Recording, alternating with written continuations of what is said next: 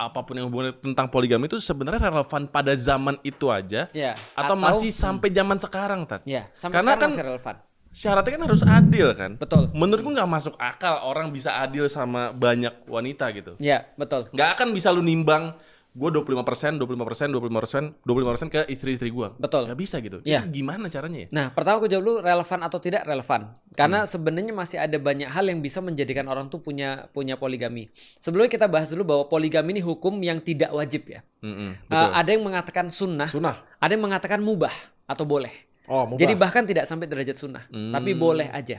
Gitu kan ya, kebolehan aja. Nah, lalu kemudian di dalam Islam tidak dosa bagi seorang untuk tidak mau dipoligami atau tidak mau poligami, tidak dosa.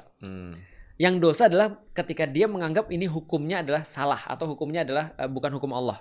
Nah itu salah tuh. Tapi kalau dia cuma nggak mau aja itu preferensi namanya. Nah, oke, kalau gitu kita lihat apa yang menyebabkan orang bisa untuk poligami atau mau untuk poligami. Satu, ketika ada masalah sama istrinya dan dia tidak bisa menceraikan istrinya.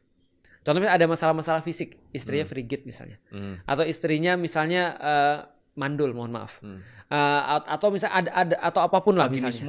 Apa tuh? Nggak bisa kebuka. Oh gitu ya, menutup itu ya? Iya nggak bisa kebuka, jadi tidak bisa melakukan. Oh iya, berarti secara fisik ya? Secara fisik. Oke, nah itu dan dia nggak mau dia atau penyakit lainnya, dan dia nggak mau dia nggak mau ceraiin istrinya, tapi dia kemudian mau nambah. Nah, itu bisa tuh. Yang kedua, ada kasus-kasus di mana secara masyarakat itu akan menimbulkan banyak problematika ketika ada janda. Walaupun sekarang mungkin udah enggak ya. Tapi kalau zaman dulu ada problem-problem itu bisa diselesaikan poligami. Yang ketiga misalnya, itu yang keberapa tadi? Yang kedua ya? Tadi yang kedua.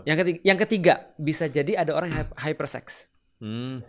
Jadi dia contohnya. Kenapa sih gini-gini sekarang yang di belakang kamera sekarang wow. Kelihatan ini ya, karena mereka merasa di-mention barusan. Hai sobat hyper semua.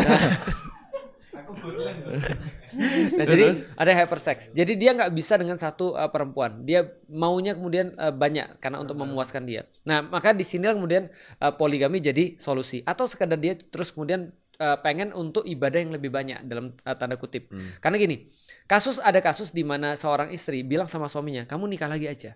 Karena dengan untuk kaliber kamu yang sekarang membenihi aku doang dalam tanda kutip, maksudnya itu sayang gitu maksudnya. Kamu harusnya mubazir karena bisa nanggung jawab banyak perusahaan nih. Kenapa cuma satu perusahaan doang? Gitu maksudnya. Artinya itu untuk amanah dakwah lah, kira-kira seperti itu. Atau misalnya dia pengen punya pernikahan politis atau segala macamnya. Jadi tidak dosa sih sebenarnya. Nah, cuman kalau misalnya